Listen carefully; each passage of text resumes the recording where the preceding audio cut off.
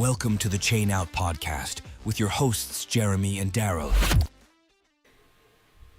Hey everyone, welcome to episode 46. Rolling right along. I'm Jeremy. With me as always is your favorite co-host, Daryl. How you doing, pal? Doing fantastic, Jeremy. I'm still getting over my bit of a cold I had last episode, but last episode was mainly the pre-recorded interview, so that was all good, but still getting over it. It's what happens when you get old, Jeremy. You can't shake these things. Well, you know what though? You're such a trooper because you still went in and you did the live episode last week as you were suffering. I think how many times now? I think that's at least 2 times you've been under the weather, but yet you've stepped up and you've done the episode. 46 episodes, Jeremy. Never missed one yet. That's right. And that's why I love you. That's why you're that great co-host. You're just so reliable. You're that rock. Always there. Good. Well, thank you for covering. I did end up having a great day off last week. It was my 25th wedding anniversary, Daryl. I know 25 years I've been married. Yeah, congratulations. I didn't want to announce it just in case it was a personal thing that you didn't want to share with everybody, but why wouldn't you? But yeah, I just told everybody that you were away for reasons. But yeah, congratulations. How many years?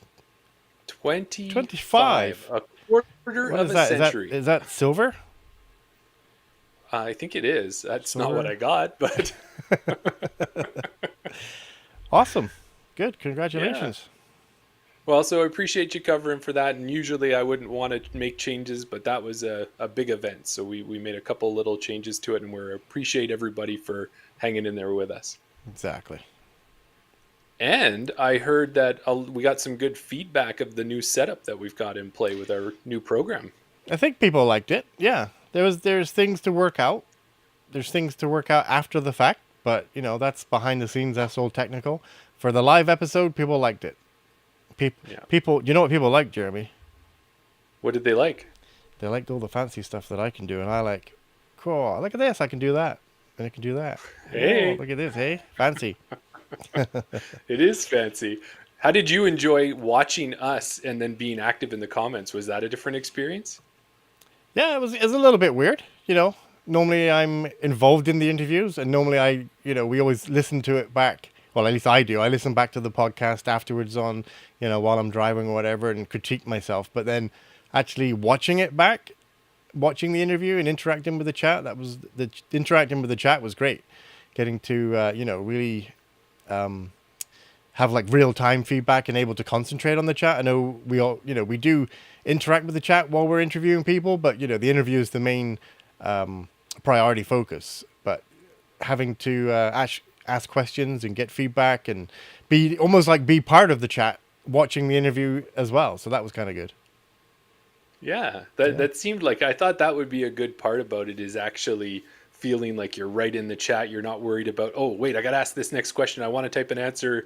You didn't have split attention in that case. Yeah, exactly. And I also knew what questions were coming up, so I could kind of could kind of load up my questions ready for when it happened in the interview. So yeah, cool. It was all good fun. Yeah. And don't leave me on my own again, though. Well, I saw some of the comments that we had there. Apparently, there's a real push right now is that they want a 3-hosted bearded episode, is what I think I had read. Well, yeah, that comment came out a few times, yeah.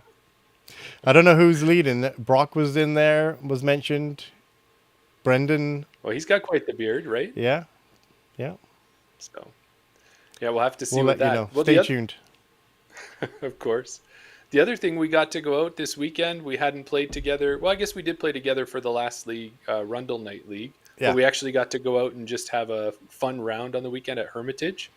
Yeah. And you know what I thought about that? And you had brought it up when we were playing, was how much things have changed over this past year in our games, even as amateurs, of how some of the holes were unattainable at the beginning of the year for us to get even close to a birdie. And then on the weekend here, we were putting the disc past some baskets, which, I was ready to pat ourselves on the shoulder or on the back. You more so than me. Quite a few baskets or holes that you were going longer of the basket than, prior to that. Like you said, earlier in the season, beginning of the season. There's no way we would have. I don't know if it's learning the shot shapes or getting better at throwing discs. Probably a bit of both, but different shots that you would just, when you're an amateur and you think, oh yeah, what I can do is I can throw this big wide turnover backhand hyzer spike thing. You make this crazy shot up in your head because you think that's what you can do, and then you duff it right into the ground 3 feet in front of you, right? But actually now we're at a point where we're like, okay, yeah, I know which disc to throw. I know what it's going to do. I know how to get it to the basket. That definitely changed for us. And 50% of the time it actually does that, or is it less? Yeah, less than that. Right. But more than 1 out of 10, which is what I think it used to be like. So yeah.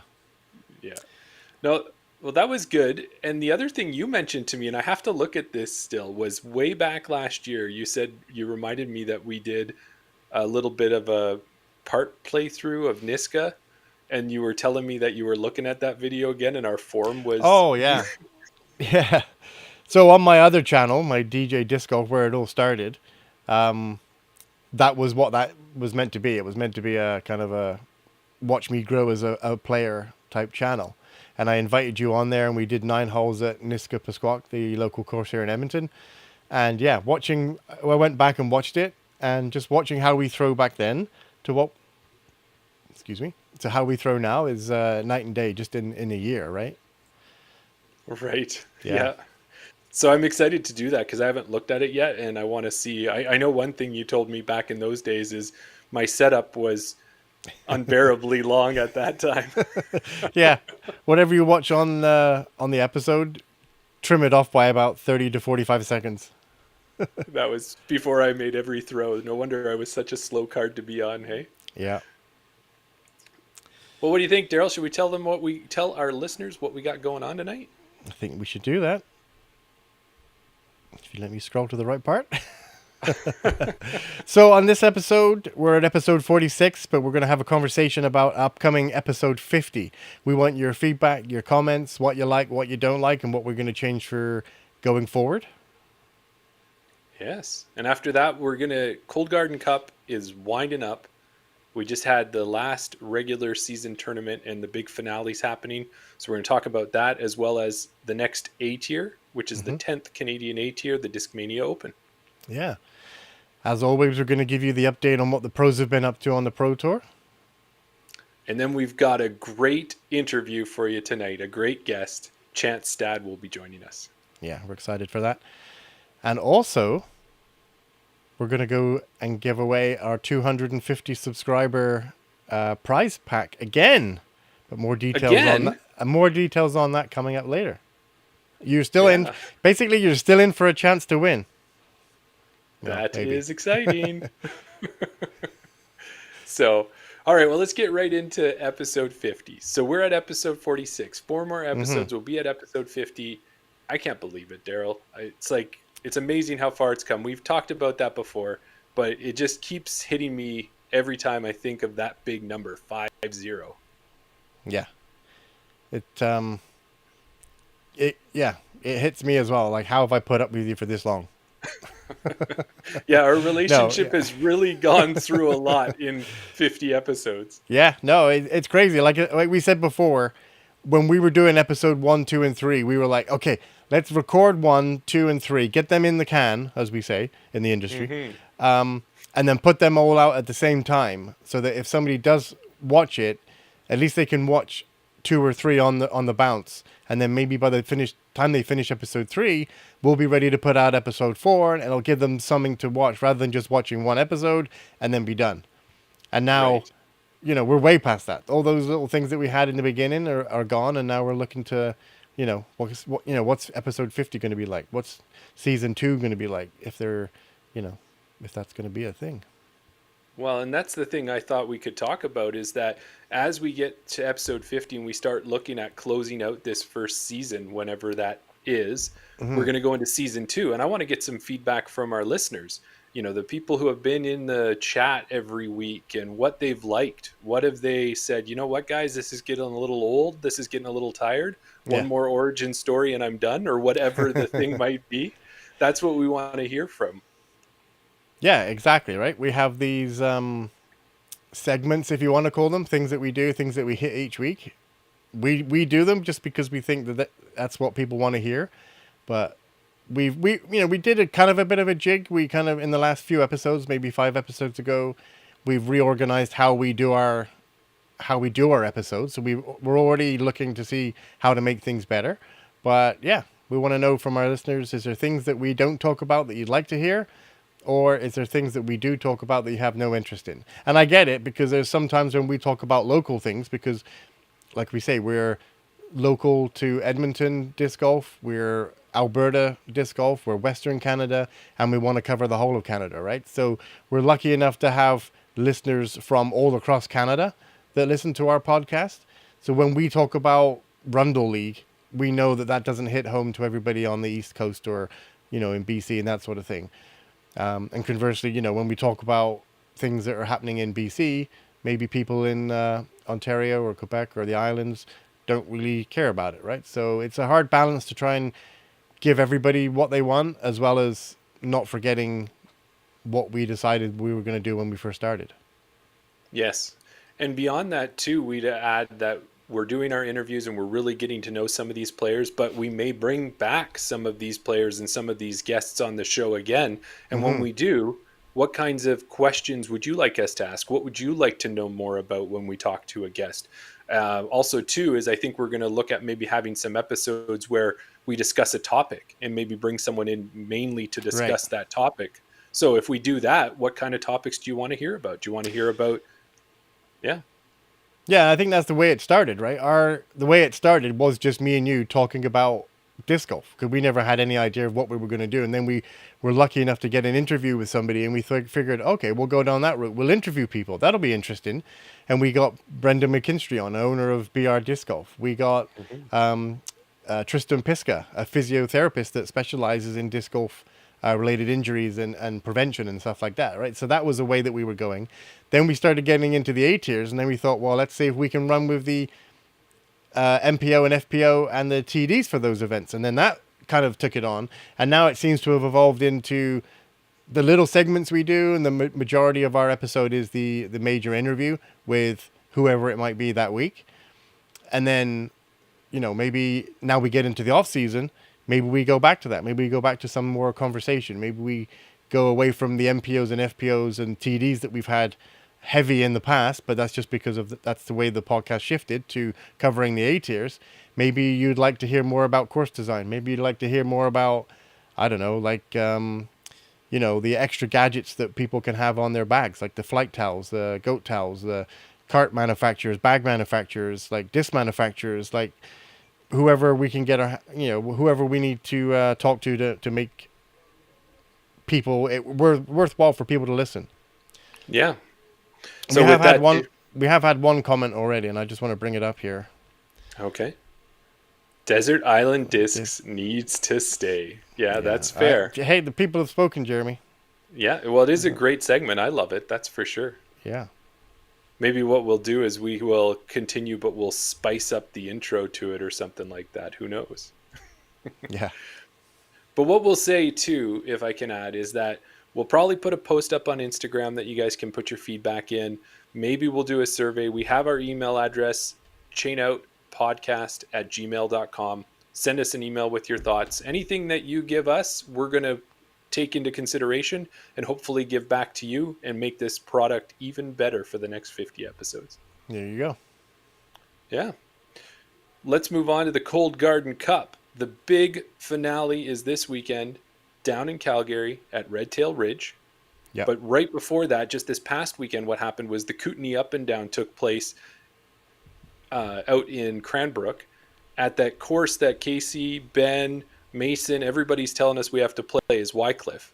Yeah. So that is one that we got to get out to and definitely try. But from what I could understand when I was looking at some of the scores and some of the points, like an even round, I think maybe at that one, we'd have to look at it. But there were high, like 970 rated rounds and such just for scoring even or just above par, that type of thing. Yeah. So it was a tough one. But Casey Hannemeyer ended up winning on the MPO side. Yeah. Yeah. And then Gabby Lee took down the FPO side. So as we head into the Cold Garden Cup finale, we know they're going to jump up with their points. And to give you an example, Noah Higgins is leading right now on the MPO side with 216 points. Yeah. Casey closed the gap and now has 201.5 points.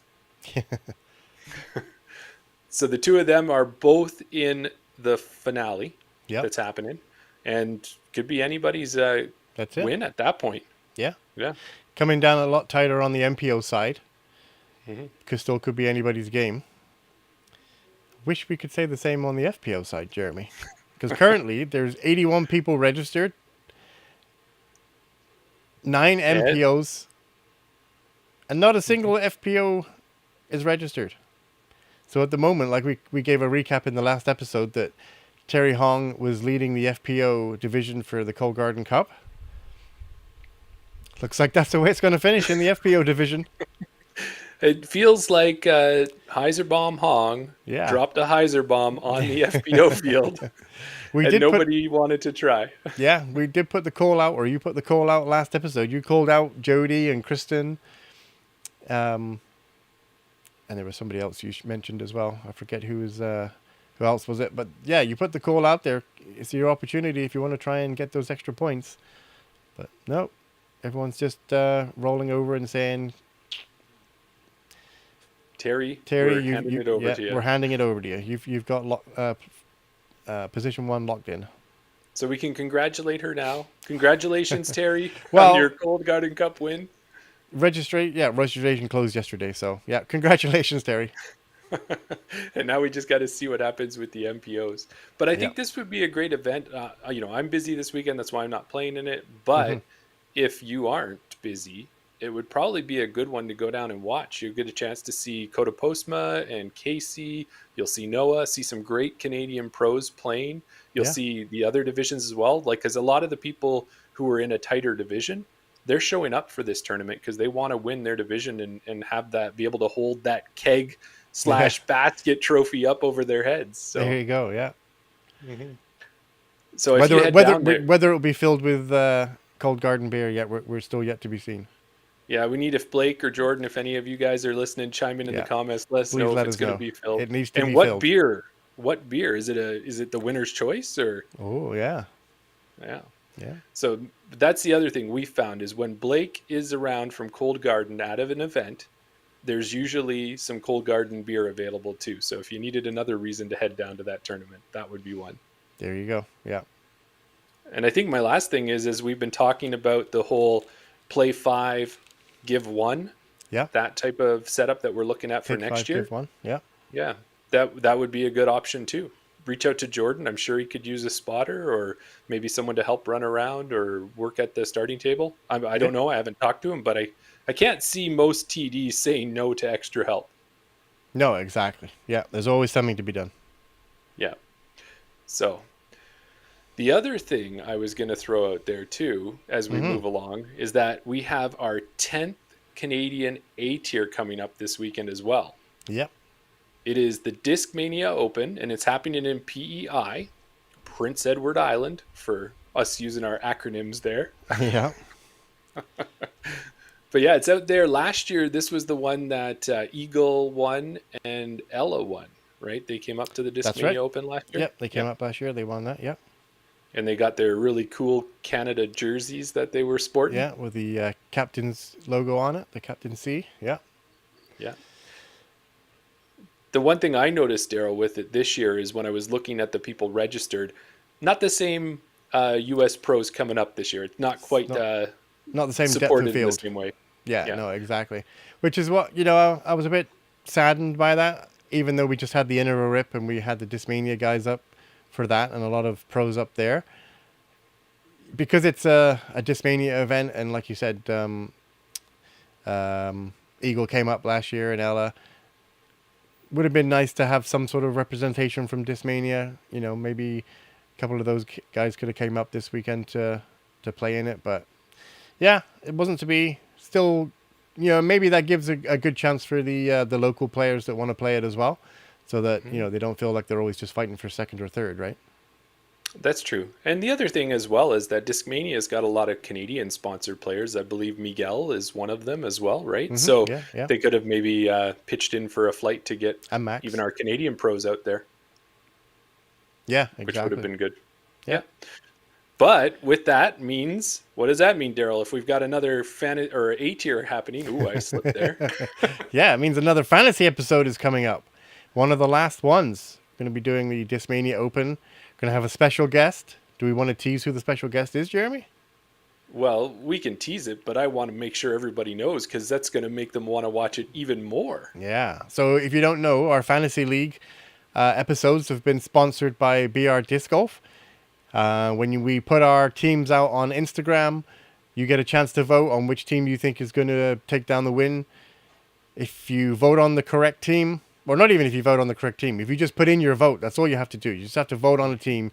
You're entered into a draw to win a $10 or $15 or $20 gift card from BR Disc Golf. So we figured it would be nice that at least one time this series that we should have the man himself, Brendan McKinstry, will be on for the Discmania Open Fantasy episode. So we're excited to have him back on again. Yep, and probably our guest with the best mustache that we've ever seen. I don't know I don't know. Where it's at right now, but there was, if you want to go back and have a look at some of the episodes, I think the episode that he was on, I think it was one of the early ones. A surprise guest did make an entrance with a even better mustache. I don't want to say it was, if you don't know what we're talking about, go back and watch the beginning of the Brendan McKinstry episode. Well, you know what, Daryl? As we're talking, if we're gonna have maybe people some want more of clips that in our Jeremy. 50th episode, maybe that's one of the clips we can throw up there. Maybe we can bring back the guy with the big mustache. Maybe we can bring back the secret spy. Johnny Hawaii. Maybe I don't know. the elf as well. The elf. Oh, all these people. See, that's what we need to get back to, Jeremy. No one cares about these interviews that we do. Get back to the silly stuff that made us famous, hey? Yeah. At least in our own minds. So, all right. So stay tuned for that. We'll be releasing it before the weekend. Make sure to go in and vote on a team because we want your votes. And in the comments, pick your team. And what Daryl, I don't know, I already went through my picks. I learned a lot about a lot of new players. And there's a lot of good players on the real East Coast. Yeah, exactly. Yeah, no, I mean, I want to say I was surprised, but I probably shouldn't be. But normally I guess maybe, I don't know what it is, whether it's the depth of field or whatever the situation is. Sometimes when we're going through doing our fantasy picks, you'll click on people and you'll be like, okay, this person, wow, okay, this person's played 15 events this year. They've never finished outside the top 5. They've cashed. Yeah, okay, this is a good player. And then you look at another player and it's like they played one event this year. You're like, nah, all right, okay, you're not going to be on my list. You pick another player. All right, you're 860 rated. You're 890 rated. You're 905 rated. But this weekend, when I was picking, it was like 998, 989, 974, up 7 places, up 20 places. You've played in 10 events. You've never finished outside the top 5. You've never finished off the podium. You've cashed every event. Like, it was just an abundance of talent. Yes, it's going to make for an interesting set of picks. And I'm excited because what we've always been doing is we've been adding new names to our repertoire. I always use Cam Zanini as an example. We kind of didn't know who he was, and then we got a chance to talk to him, and we know how amazing of a pro he is. Yeah, and I think we're going to have that same experience, as well. Yeah, and that's the thing that I think that's what I get out of the fantasy episode, apart from winning, obviously. But the thing that I get out of it is, we can interview the A tiers, and we can interview Casey's, and we can interview, all the big name Thomas and Sophia, and we've had Joe Henderson, all these people that everyone knows. But it's when we interview Cam Zanini and Thomas Germain and Julie Mowens and, all these players that maybe aren't up on everybody's, at the forefront of everybody's mind, getting to know those type of people and giving them the kind of step up maybe that I don't know if they need or want. But, if that is what they're looking for, if they're looking at maybe moving up into sponsorship because some players aren't, if they can say, oh, yeah, by the way, check me out on Chain Out Podcast. Yes.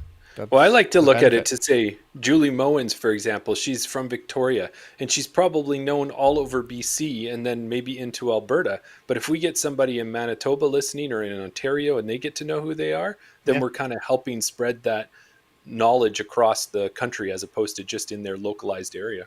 Yeah, exactly. Yeah. The good Well, that we're bringing, the good that we're bringing to the world, Jeremy, or at least Canada. We're trying. Yeah. Especially Canada. Yeah. So why don't we speak more about Canada and go on to the Canadian pros on the Disc Golf Pro Tour? I think this is going to be a quick one for us. I think we should slow down just a little bit. Yeah. All right. Well, yeah, let's not rush it, Jeremy. Speak like this. Yeah, we don't need to rush it too much. Oh, you know what? I'm great at filling time with the sound of my voice. So sounds good. Okay, do you want to go first? All right, we can go as fast as you want now. Oh yeah, there you go. So we got Thomas Gilbert and another friend of the show, Marty Hendel. They're both Tommy G and Martin H. And Marty H. Yeah, Tommy G and Marty H. They're both playing USDGC on the weekend of October 10th. Yeah. Previous guest of the show, we had her on a few episodes ago, Rebecca Dawn. She'll be heading down to Throw Pink at Winthrop. Yeah. Yes. Yeah, and that's at the same weekend on October 10th. On October 10th, yeah. Chantel Badinsky, she's kind of got her schedule clear at the moment, so nothing going on with her. Yeah. Sophia Donecki and Max Regitnik, they're both heading down to Australia. They're taking part in the WIFDIF World Championships down there, representing Team Canada. Yeah, when I talked to Max there, he was saying he was going down a little bit early and he'd be picking up some other events while he's there. I think most of the pros are trying to at least get 2 events while they're down there. Yeah, I don't want to say you want to make it worth your while because obviously you're going down there representing Team Canada, but it's a long way to go. If there's any opportunity to play some disc golf while you're down there, you might as well do it. Excuse me. Yeah. And I've got one more new ad to the list today. Got a very important shout out here. Mark Thompson. Oh, I know friend him. of the show. Yeah. First guest on the show. First guest on the show. Why are you mentioning him, Jeremy? What's he ever done? You know what he did? What did he do? He took down MA2 in a playoff at the Wildman Fall Classic, Matt LeLecheur's event. Wow. That was the event that we talked about last week. Yeah, congrats to Mark. Apparently Mark. It was a tough battle. He was going back and forth. He had people out there changing divisions just to compete against him, and he ended up coming out with the win. He knocked them all down. Good job, Mark. So, okay, I think it's time. That's about done with our roundup. Yeah. Let's go for it, Jeremy. Let's get to our guest. This week's guest calls Surrey BC his home.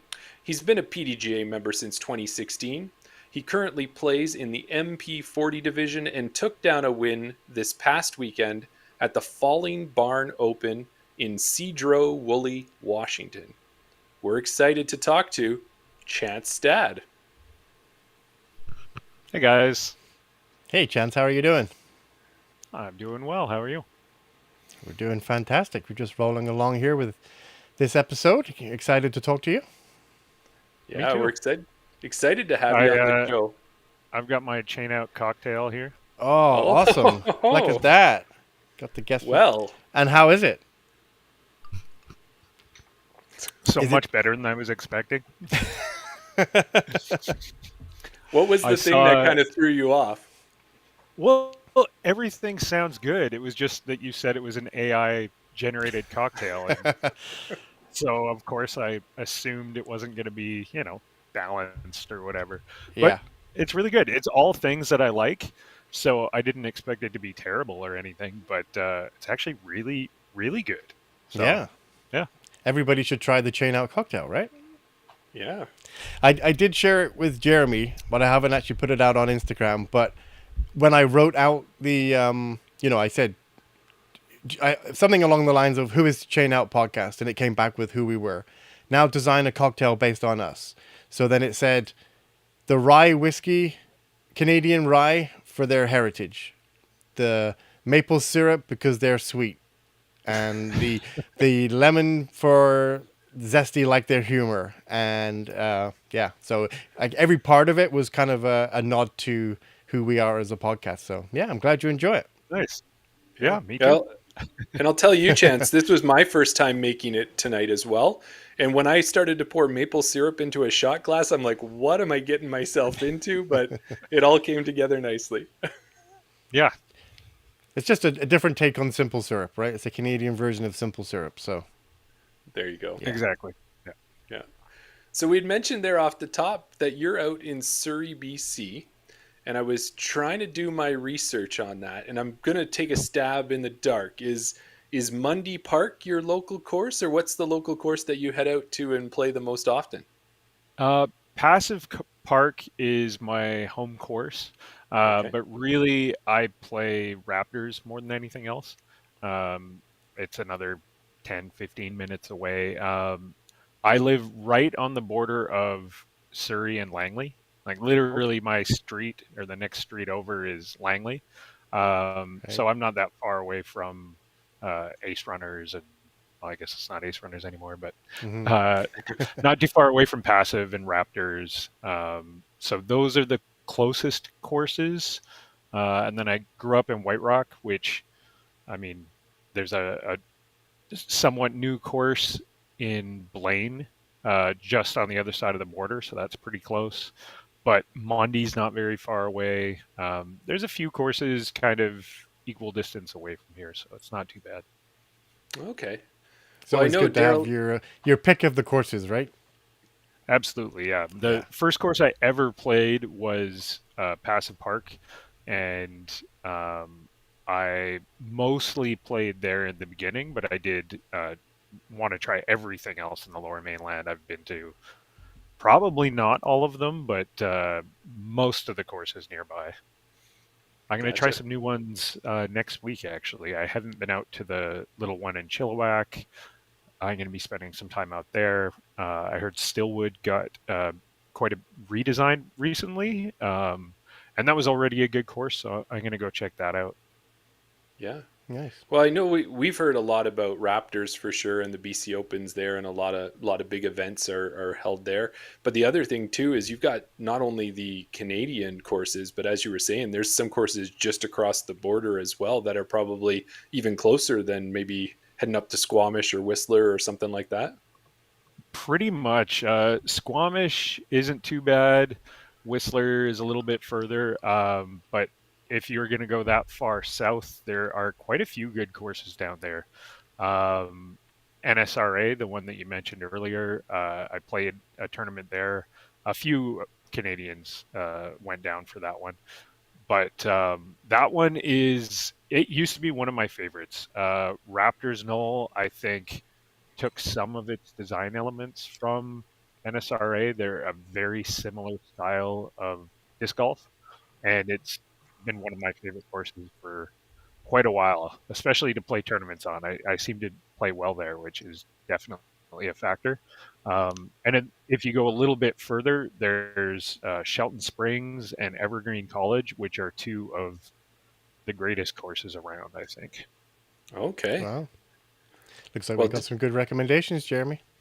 that's a one thing, we were just talking about our 50th episode and all the things that have happened. Another thing that has happened, Daryl, is that we've had so many good recommendations from different guests that we've had on. And I don't like our list. What's it at now? Is it at 52 or where would it be right now?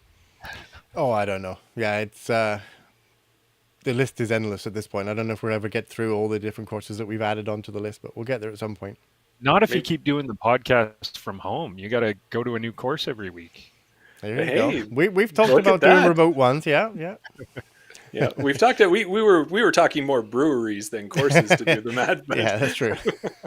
You could prioritize which courses you want to do by how close the brewery is. Yeah. Yeah, there you Actually, The go. after Raptors party. Knoll would be up there. Um, Raptors Knoll, one of my favorite days is to go to Raptors Knoll on a nice, hot, sunny day, play around there, and then on the way home, my favorite cidery is right on the route home, probably maybe 10 minutes from Raptors. And they have a really nice outdoor area where you can sit in the orchard and drink cider, and it's fantastic. Do you want to give them a shout out? Which cidery is that?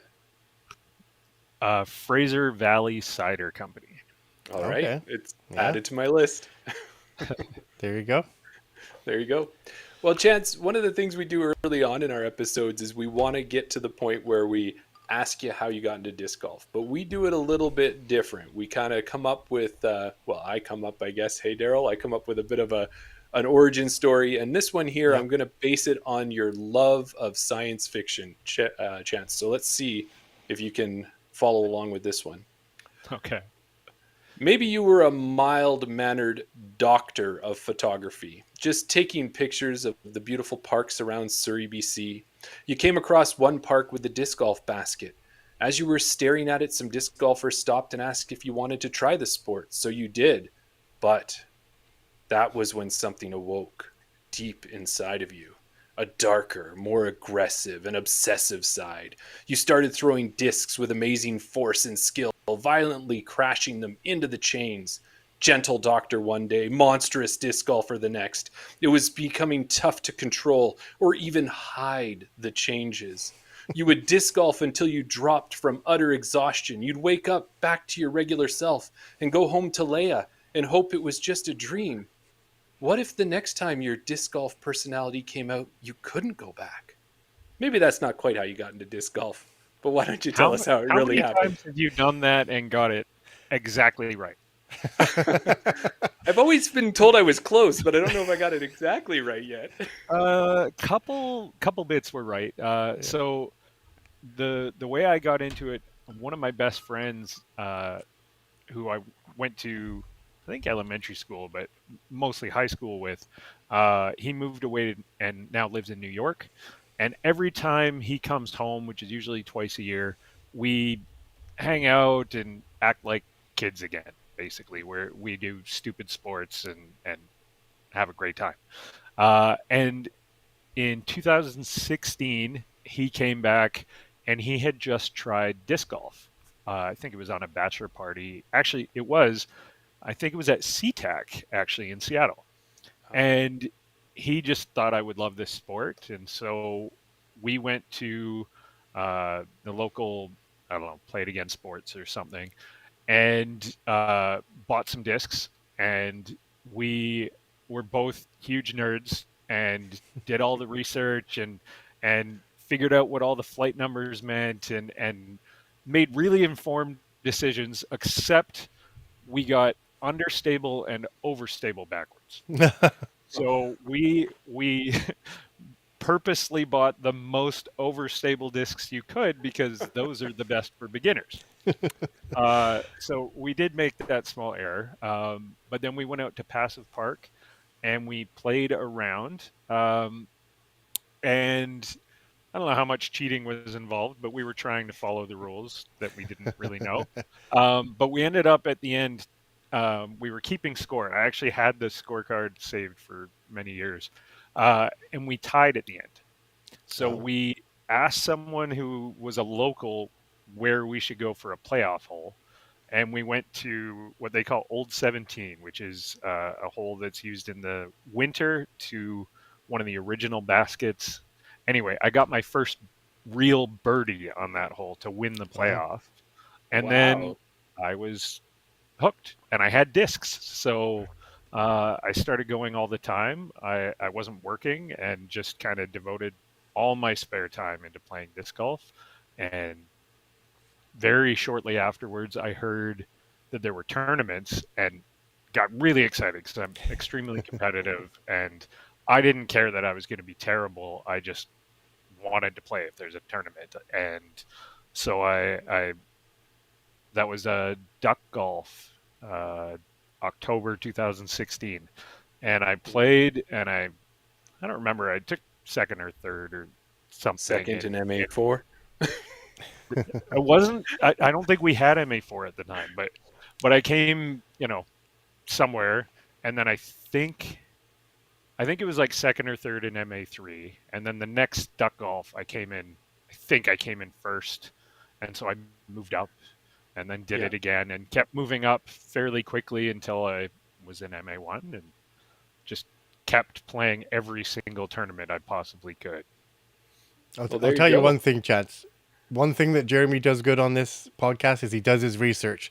So if he says you got second in MA4, I'm going to say you got second in MA4. I'm amazed there was MA4 at all. I thought that was a new thing. They could have reclassed it too, maybe after the fact on PDGA. I'm not sure about that. I'm sure if it says MA4, that's correct. I just don't remember. He'll tell you your history. Yeah, he'll tell you your career.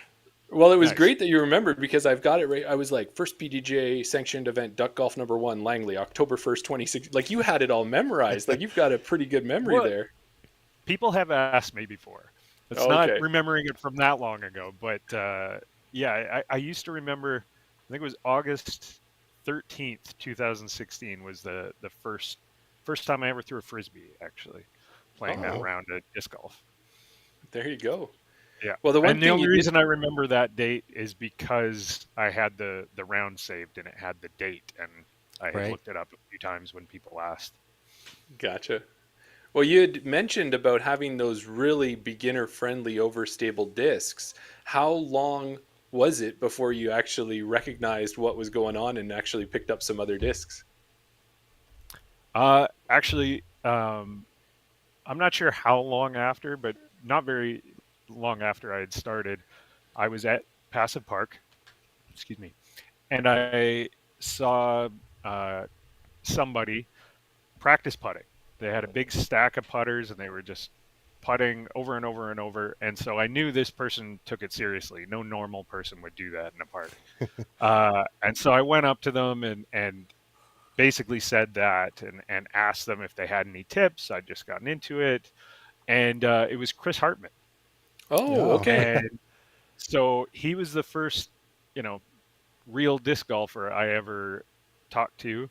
And so I asked him a bunch of questions and he asked what discs I had and explained that I had totally bought the wrong discs and offered to take me for a round of disc golf and just play and give me some tips. And then at the end, he had some old, like beat up flippy discs for me that were better for beginners. And so he right. kind of got me set up and on the right track from the beginning. Um, yeah, there's a few people that stand out that I remember taking me for my first round or giving me my first, tip here and there. John Goldthorpe was the first one to teach me how to do a backhand. Okay. Um, So you've been throwing forehand up until that point? it was only a couple weeks in, but Okay. backhand I had never really thrown a frisbee, so backhand just seemed like a really foreign movement to me. Right. And so the first day that I was playing, I'd thrown baseballs and all sorts of things my whole life. Yeah, yeah, yeah. And that's more of a forehand throw. And so that's just the one that clicked a little bit easier. So I used that a little bit more just in the very beginning, but really, I mean, it was only a week or two. Right. So from the beginning, I kind of learned to do both at the same time, which actually led to me never really learning a turnover for a long time because I Right. always had it. If I wanted to go right, it was a forehand. Left, it's a backhand. Why would I ever need to learn how to turn something over? It didn't dawn on me till much later that that's a totally different shot shape. Mm-hmm. Right. No, that's interesting for sure. And earlier on, Daryl mentioned when I do my research, sometimes he says it borderlines on stalking in some cases. But as I was looking, it looks like you might have a couple other hobbies. Maybe, as I mentioned there, photography. Is it also maybe half naked snowboarding down hills into piles of water? Is that another one of your hobbies? I've done that a Slush couple cup times. type ones, or yeah. Is there Uh, what other things do you do outside of disc golf? so lots of games, board games, video games. I have played a ton of different sports, including snowboarding. I used to race border cross. Oh I wow. used to play lacrosse and soccer at a high level. But now it's disc golf, board games. I still love photography, but like cell phone cameras have gotten so good that I almost never bring out my Yeah. DSLR. It just seems like so much to carry, even though the pictures are still better. Yeah. And, but yeah, it's different. I really enjoy it, but I don't do a lot of it anymore. Usually, like I'll take at tournaments. I almost always take pictures of my card mates. If I see a good shot looks framed up, it's going to be nice, or it's an important moment or something. I'll take pictures, and often at the end of the round, I'll realize I don't have a single picture of me from the tournament, and so I'm trying to be better at that. I I'm trying to get some things to do some videos and things like that. I think I would enjoy getting more into shooting some of that as well. Mm-hmm. That's I guess it's not a problem, but that's the thing nowadays between cell phone cameras and DSLRs. The gap between them is just narrowed so much that, to the average person and the amount of content that people put out there nowadays, a cell phone camera is good enough. And the best camera is the one that you've always got in your pocket, right? Absolutely. Yeah. Mm-hmm. One thing I'll notice about your videoing and your editing and photography and stuff like that, looking through your Instagram, are you quite proficient in editing as well? I've noticed you've done a few good memes, I have really high standards. right? I'm a bit of a perfectionist. I don't think I'm good at it, but I also won't.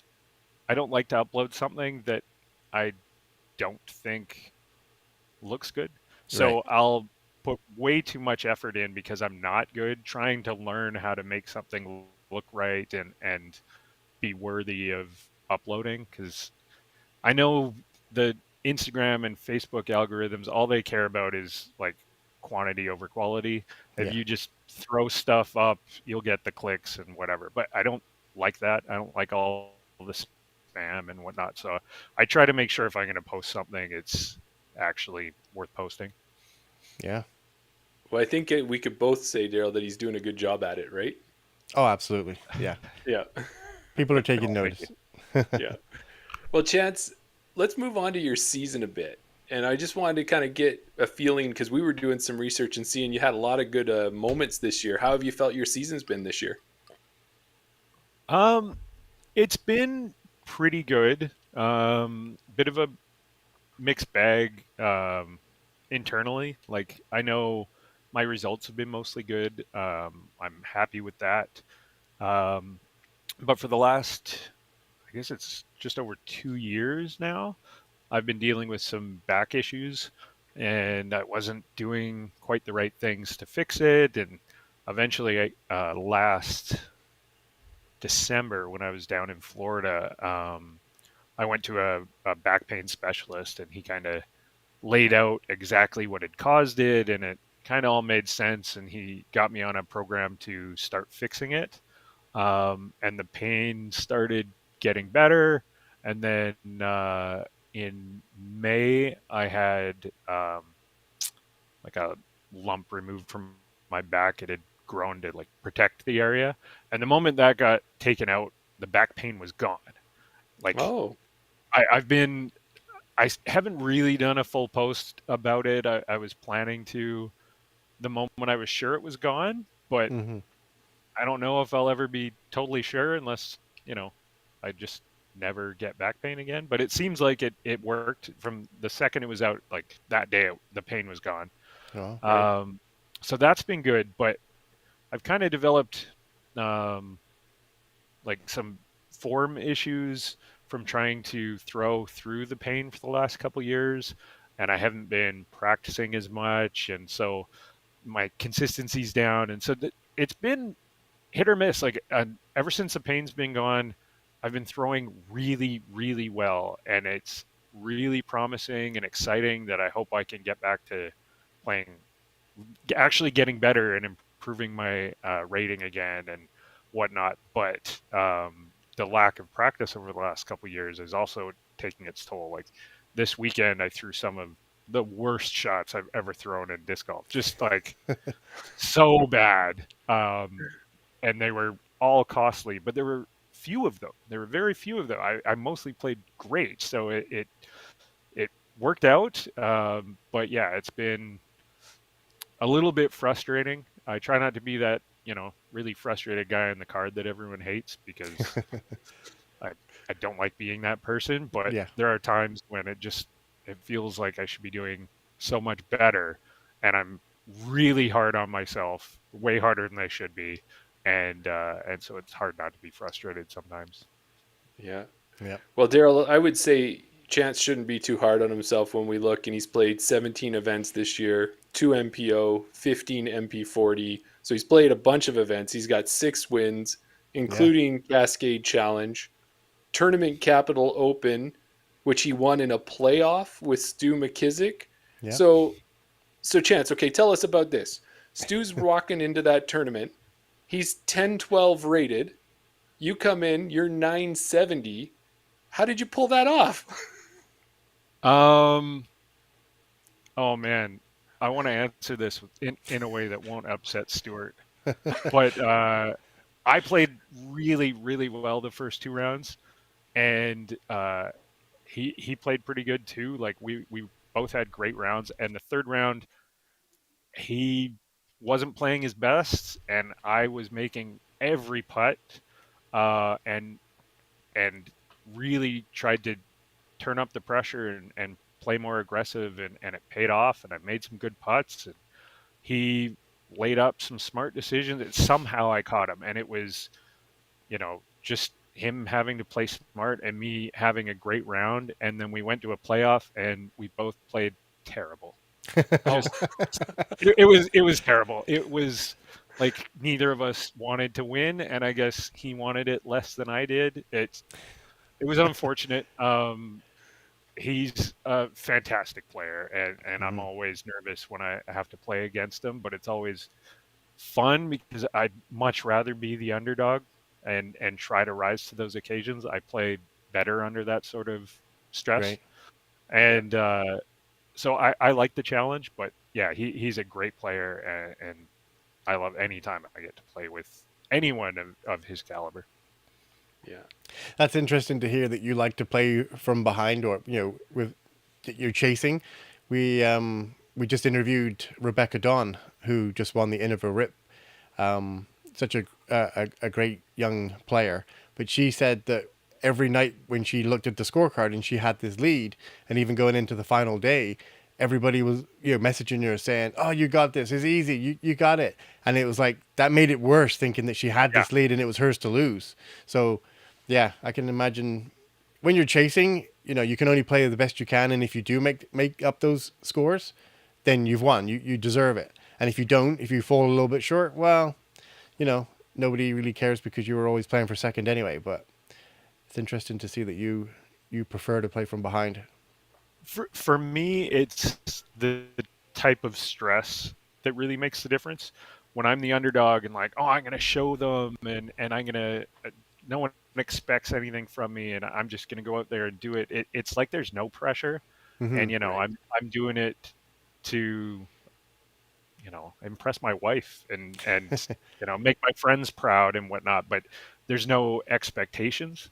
But when you've got a big lead or everyone's expecting you to win, it's a different type of pressure, and it's not something I'm used to in disc golf.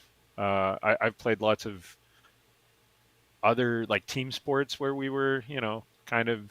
It's just that's totally different. But any single sport I've done, it's kind of been me being the underdog, and I think it's just what I'm used to. And I also like, I grew up with low self-esteem and like imposter syndrome and stuff. Like being the guy everyone expects to win is not something that comes naturally to me.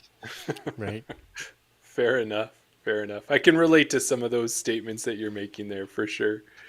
And as we were looking to Chance, another one of the wins that kind of struck me as a little interesting was the one out at Smith Farms. And you had a post there where you and Gabby Lee were standing with some eggs. Was that what the trophy was out at Smith? Yeah, you've never won eggs before playing disc golf?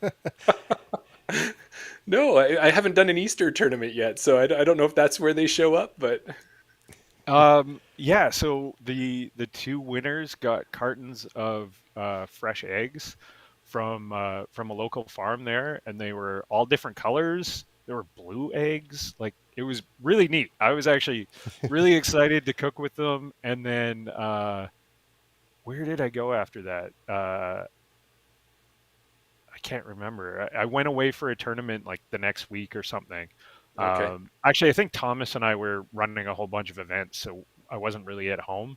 And one day while I was away, I got a message from my wife that the um, the shelf in the fridge that they were on just collapsed out of the Oh. blue, and Oh, so we lost all the eggs. I didn't even get to do anything with them. But Oh, yeah, I kind of liked it. It's there's something really special about Smith Lake Farm, and I highly recommend going out there at some point. They've got glamping, they've got warm lake to jump into, they've got a sauna, they've got bees, they've got it's just a really great place full of really great people. And yeah, one of the surprises was eggs. Um, I expected honey or something maybe. Um, this year we did there was I did a event with Thomas and Sophia and helped kind of organize that a little bit. And they did like a pairing with a brewery where the honey from their farm they made into this. I wish I could remember the name of it, but this beer that was half beer, half mead, and it was oh, this type nice. of beer that isn't really made anymore. And so they did this limited batch, and kind of the release party was that night. Yeah, that place is really, really special. I want to go out there anytime I can get a weekend away with the wife, basically. Yeah, Yeah, looks that looks amazing. awesome. Daryl, another place to stop on that BC leg of our tour. Yeah, exactly. Yeah. While we're mentioning the eggs as the prize there, Kevin just said that he won corn at Tabor tournament this year, and his wife loved it. Nice. Well, and it makes sense. Tabor corn is some of the best corn you can get. That's So, what they say. yeah.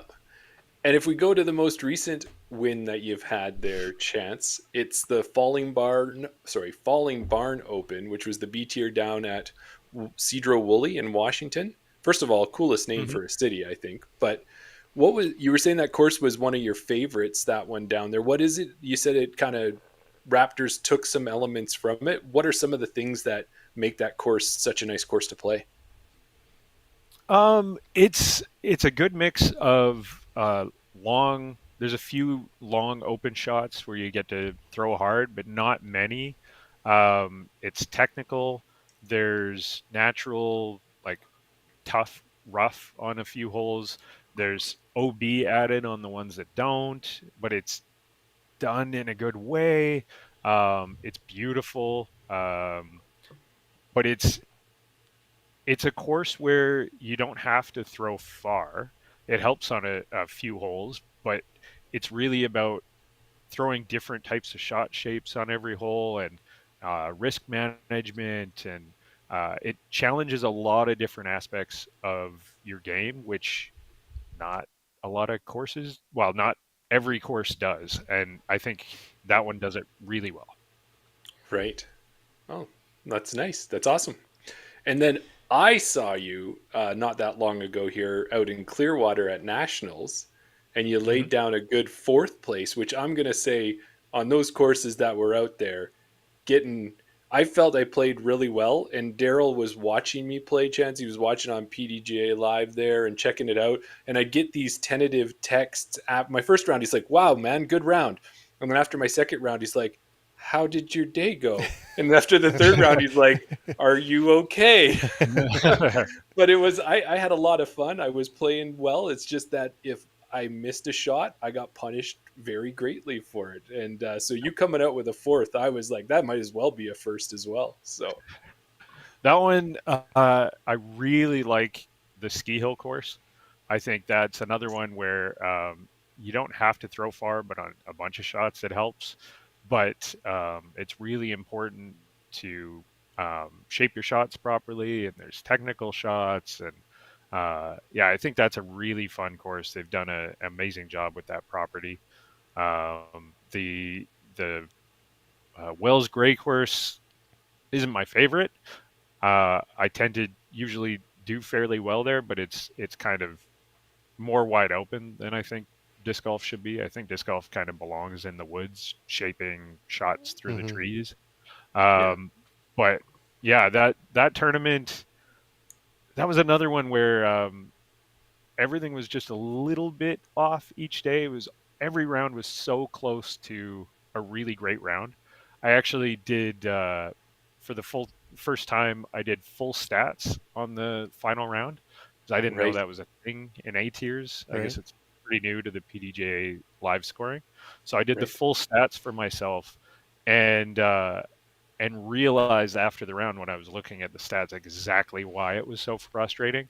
I was inside circle 2 in regulation on 17 out of 18 uh, of the holes. Yeah. So I had Yes. I had 17 birdie putts, and I shot 4 down. Oh, And normally, the day before, I didn't miss a circle 2 putt. And right. normally, my putting is probably the best part of my game. I scramble in my putting, Yeah. and I could not make a circle 2 putt to save my life. So it felt like it should have been so much better. But it was just opportunities I was missing. I wasn't playing bad. I wasn't getting a ton of bogeys. It was just that I could not make my birdie putts. And Mm-hmm. so, yeah, I'm trying to get back to the point where I can make birdie putts again Yeah. or make more of Well, them. So out of all these tournaments that you've played, it sounds like you've had quite a good experience this year. Which one would you say was your favorite? Um, Honestly, there were a lot, but the one that stands out is probably Falcon's Flight. Right. okay. A big part of that is the courses. I absolutely love both of those courses. I think they're totally different from each other, and the front 9 and the back 9 are different from each other. Yeah. Hmm. But the is it the East course, the longer of the two courses, I think is one of my favorites, like top 5 favorite disc golf courses. It's so challenging. You have to throw a perfect shot every time, or you're severely punished. And they're difficult shot shapes a lot of the time. Mm-hmm. And I just love that. I love how good a good shot feels when it's so difficult to achieve. And I Yeah. think anytime you don't throw that shot you're supposed to, you should be punished. I think that's a good course. Maybe I'm a glutton for punishment, but my 2 favorite courses are Northwood Black and Hillcrest Gold. So Okay. I like Wow. really tough wooded courses. Mm-hmm. But yeah, that Falcons Flight, the courses were amazing, and the fact that it's hundreds of people camping together on this huge property is so unique, and I love it. I've kind of neglected to experience how social disc golf should be when it's done right. Like I just kind of started going to tournaments by myself, and maybe with one other person sometimes, but I wasn't it just didn't dawn on me that you could go with a big group of friends, and so I wasn't doing it for the longest time. And Right. it's just in the last couple years, like I'll make it out to karaoke night at TCO or whatever, and people are surprised that I'm there. Like, well, just invite me out. Like Yeah. I want to go to these things, and just I didn't know they were happening somehow. Right. So yeah, doing things like Falcon's Flight, and I just love it. I love camping, and yeah, they had so much going on that weekend, and it's great. I really enjoyed that.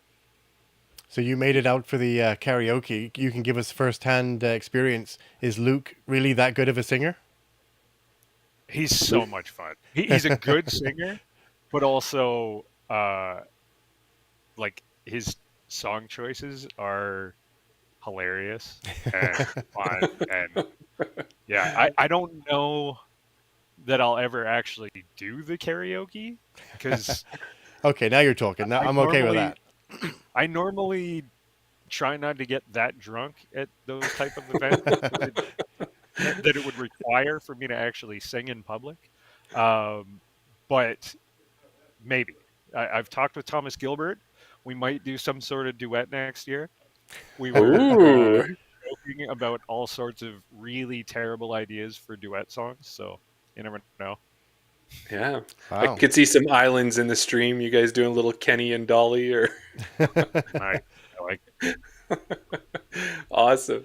Well, that was talking about an event that was maybe one of your favorites this year, but you got to tell us, was your favorite event of all time 2022 Masters Worlds laying down an MA40 World Championship? That definitely holds a special place in my heart. I love that course. I got to win on Northwood Black. I got to win with a birdie, I think, if I recall correctly. Um, and yeah, that was the most um, emotional I've ever been playing disc golf. I had a hard time doing my acceptance speech when they handed me my trophy. I got all like choked up, and then I went straight into the woods and video called my wife, fiance at the time, to tell her I'd won, and I like bawled like a little baby on the call with her, and it felt amazing. I had gone down there, like in my head, it was trying to make her proud and make I guess justify the amount of time and effort I put into this silly sport. Um, but at the time, I thought I was doing it for her, and I felt like I achieved that. But on the 40-hour drive home, when I had a lot of time to reflect, um, I realized that it, even though I really did believe that at the time, it was for me. It was proving to myself that this effort and this time that I've put in is worth it, and that I should be proud of myself. And she's proud of me no matter what. She's always said that, and I know it's true. It's all super corny, um, but yeah, being proud of myself was much harder. Right. Well, and I think it's amazing that you had that accomplishment, and you should definitely proud. And I apologize for not putting in the intro there, world champion Chance Stad. We'll have That's to okay. correct that in post or something, No, Daryl. no, no. It's not necessary. Oh, there you go. Well, moving along to another part that we want to talk to you about is that you've had a chance to TD at least one event or a couple events, have you? Have you gotten a lot into that? We wanted to kind of, the reason we're going to bring it up is because both Daryl and I have started to look at what it might take to be a tournament director. And we thought if you've had some experience, maybe you can share some of that with us. I'm actually the duck golf coordinator for British Columbia. That's our winter Right. series. So I I've ran quite a few events, um, a lot of unsanctioned and a ton of sanctioned events, and so I got really good at understanding disc golf scene and tournament manager and tournament central, and I was helping John Goldthorpe out a lot with his events, and he basically kind of pushed the role on me with the BC Disc Golf Association, uh, where anytime there was a duck golf event or really any event that someone wanted some help setting up or some help making sure was done to a certain standard or whatever, they could reach out to me, and I would help them set the events up. And so I was co-TD for, I think, 8 events over the winter, Wow. and then we're starting back up again. November 6th, I think, is the first one for that series. Um, and I helped John and Dennis and Carrie do the tournament director, I guess, seminar, coaching seminar that we did Okay. at Nationals. That was pretty informal, just kind of going over some best practices and whatnot. But yeah, I'm definitely familiar with running tournaments. Yeah. So with that, if you had, you were sitting on a podcast maybe with two podcast guys who were kind of contemplating maybe sort of possibly looking at doing a tournament, being a tournament director, what would be a couple tips you might give those two guys? Uh, I'd say definitely find someone who knows how to do it. Um, You can Check. definitely just like do it yourself for sure. You can get into it, you can check it out yourself, but having someone who can make sure you didn't miss something or whatnot that you can just bounce questions off of is super helpful. Um, but the steps I would say is make sure that you can get the course you want on the date you want. Most courses need some sort of permit, so find out from the city if you need a permit or whatever for that course. Reach out to your local PDGA rep and find out if that date is available. Because if there's a big tournament in your area, they might not on that same date. It might not be on the schedule. You might not know about it yet, but you can't really have two tournaments in the same area. That's Right. less of an issue nowadays that disc golf is so popular. But check with your local rep, um, and then go on Disc Golf Scene. That's the easiest way to sign up. It pairs with the PDGA tournament Okay. manager and everything. Go on Disc Golf Scene and just start setting up a tournament. You can make it so that they don't show to the public, and then you can just mess with every setting. No one's ever going to see what you're doing, and Right. just go through every page and start playing with all the features and figuring them out. It's mostly common sense. Some of it maybe won't make sense the first time, but it's really quite simple. And if you just start playing with it, you'll kind of get the confidence to move ahead with the next step, get it sanctioned, um, and then start playing with Tournament Central, which again is simple once you start just playing with the options. They only give you the things that you need, so you're not going to mess anything up. Nice. There you go. I like that advice. Just get in there and play with it. That makes good sense to me. And you can also run a free tournament. You can your first one, if you want to just try it, just run a free tournament with Disc Golf Scene. Use that for the registration. And if you don't charge money, you don't have to connect it to your PayPal.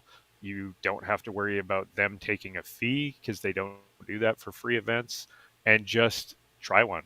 Try running a league event or an unsanctioned doubles or whatever you want, Mm-hmm. and just Right. get the practice running one. Yeah. Yeah, and it's a lot harder for people to complain, I think, when they didn't pay anything. You would think so. People will still find a way. People will find a way, but that's Yes. okay. That's how That's you learn what mistakes you made. Yeah, and I think that's probably something that's kind of a hot topic right now. I guess maybe not a hot topic, but it's on people's minds. Is when when you've been a TD for an event, does that make you more forgiving attending other events? Because then you can realize how much hard work has gone into the event. Um, for certain things, yes. But there are a lot of things.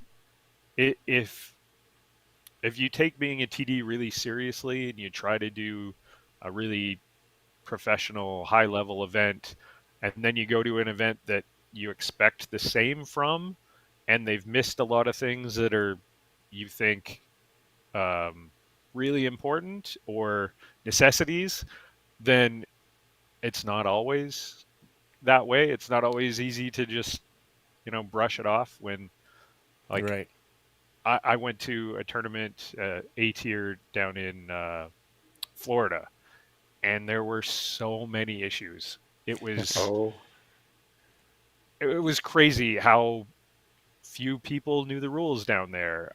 There was no starter. You just kind of showed up and started playing, and Uh-huh. there's lots of little things that Mm-hmm. I guess I took for granted. Some of which were very important, some of them much less so. But yeah, it didn't seem as high level as a lot of the C tier, and most of the C tiers that we have in British Columbia, and that was a little bit surprising. Did you speak to any of the people that you were playing with? Like, were you asking people like, where is this? Where is that? Was that just the norm for them? Like, is that just what they expected out of their tournaments? Yeah, no one there seemed to know. Right. mm. They just, yeah, no one knew the rules. I I think I saw at that tournament maybe a dozen times. I saw somebody who knew the rules get outvoted on their card by people who didn't. Oh wow. Oh my. It was really strange. And yeah, it just seemed like that's how tournaments are done. This is the way we do them, even though that's not how you're supposed to do it at this tournament. They just kind of played their own rules. So it kind of seemed like it was league night or something where people Right. were just playing by their themselves with their own casual rules. It was a little odd. Hmm. Yeah. Well, it's interesting for sure. Now, another thing we think that you have to have is you probably have to have some good help and a good assistant. And I think you do have a great assistant TD, again, by the name of Leia. Is that correct? She is not here at the moment, but yeah, my dog Leia, she's in the other room. Yeah, we saw some of that was when you were posting as well. You were both pooped at the end of an event there, and in Leia's, you got to check that out too on your Instagram because such a cute dog. So She's super cute. She looks like a little science experiment. She's got a chihuahua's head on a terrier's body, and yeah, she's adorable. I got her in Palm Springs, I guess 10.5 years ago. She just turned 11. And I got her at a county fair. what? The local shelter had a tent set up at the county fair, Right. and all the dogs were $20. No Wow. questions Really? asked. They had some beautiful dogs, and I saw this little pathetic Chihuahua kind of looking thing. She was dehydrated and malnourished. They just found her living in the desert. Wow. She was chipped. Someone had just like tossed her out of their car and didn't want her back when they called. So Oh anyway, I no. picked her up, and I've got a picture of it somewhere. She buried her face in my beard and wrapped her arms around my neck and wouldn't let go. Oh. And the girl I was with at the time was looking for a dog, which is the reason I was there. And I kept telling her to come look at this and take a picture of this dog giving me a hug. And she took so long taking the photo that I ended up hugging this dog for like 5 minutes, and then I couldn't get rid of her. Yeah. So I've had a dog ever since. Oh, there you go. Best decision you've ever made. Yeah. Oh, definitely. She was so good for me. She saved me. I was actually in a pretty bad space at the time, and she got me out of the house and got me taken care of myself and somebody, and Mm-hmm. she was really good for me. We rescued each other. Yeah. There you go. Well, and there's going to be a pun intended here, but you both took a chance on Chance Baca, and Chance Baca and Leia came together. Hey, Yeah, exactly. there you go. Good stuff. Well, Chance, one of the things you and I kind of started to talk, we got to meet up together a little bit at Falcon's Flight and have a Mhm. little bit of a chat. And we were talking about ratings and divisions. And I thought that would be a good thing for us to have a little bit of a chat about because Daryl and I have talked about this. So let's say you're in a division. A lot of people will say things like, if you win your division, you should move up. You automatically have to move up. I don't care what your rating is. If you don't, you're a sandbagger and that type of thing. But when we were talking, you were saying that maybe that's not necessarily the best way to judge when you should be in a specific division. Yeah, I actually think that's sort of to put it harshly, bullying. Pushing Yes. someone up into a division. I think that's actually really bad for our sport, um, and I think it causes an issue that I don't know how widespread it is, or if it's Canada or just BC, but I know locally, and it's it's a big issue where somebody gets told, "Hey, you won, you have to move up a division," and then they move up before they're ready, and then maybe they get beat in that division, and then someone else gets pushed up, and it kind of it leaves the divisions below them weaker and with less competition, and so then those people win and get pushed up, and Right. everyone ends up spread out and in different divisions. Where if everybody actually stayed in the division they belonged in until their rating, or at least they were close to their rating pushing them out, then every division would be more competitive. You'd play with your actual peers. Everyone would have a chance to win, if they did their best that weekend, they could beat other people, but they would have to do their best in order to do that. I just think every division would be stronger if people stayed in the right division and played the right divisions for their rating. That's the whole point of them. Yeah.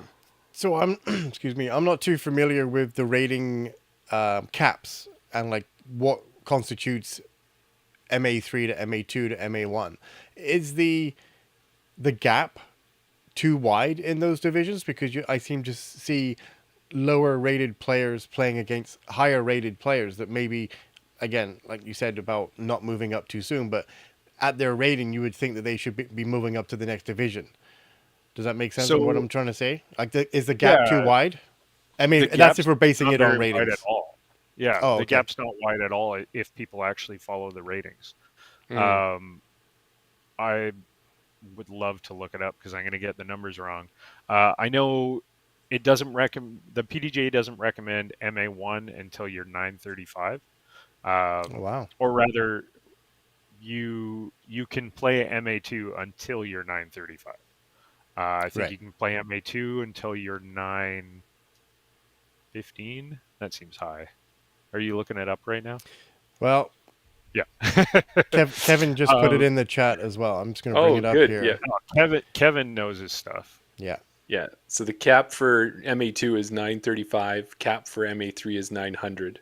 So yeah, the gaps are not wide there. That's a 35-point gap. That's So 4 strokes, basically 4 or 5 strokes. And I guess that's the upper, right? That's the max limit. If you're 901, then you should move up to up to MA2. But it just seems like if you're having a 900 rated player in MA3, that was my understanding. I'm thinking maybe it's just because they my rating, but I think if I'm playing a 900 rated player, that person should be MA1, not just barely getting out of MA3 moving into MA2. Well, and the reason that you think that is because there's so many 900 rated players playing MA1 because they've been told that's the division they belong in. So then all the amateurs basically, MA1 is kind of a catch-all for anyone who's ever won a tournament and the good players. Right. And then all the good players who are, 900 rated are not playing MA2. Or everyone's just kind of spread out. I know one year at BC Open, MPO had more MA2 players than it had MPO players. But if you went by rating, and then then it had a ton of MA1 players too, and it had more MA2 players playing MPO than were playing MA2. And we've done events where people are forced to for age protected divisions. Well, there are no caps unless you are a pro. Sorry, I just saw Kevin's comment there. Yeah. But yeah, it just everyone kind of gets pushed up, and you can move up if you want to play against better players and try that out. You should be allowed to move up if you want to and try another division. But there also shouldn't be any sort of stigma against going back down to the division you played in. Right. Like if you play your best tournament ever and you win MA3, well, should you have to play MA2 or MA1 now? What if that really was the best you're ever going to play?